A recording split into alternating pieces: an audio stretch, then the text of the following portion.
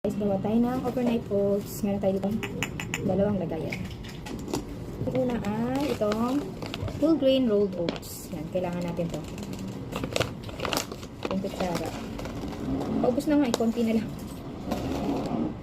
Ang dalawa gagawin natin. Yan, kantsa-kantsa lang tayo dito. Tapos, meron tayo dito organic chia seeds.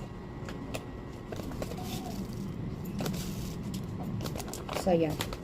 Ngayon, outside milk. Lagyan natin galing sa rep. Ayan.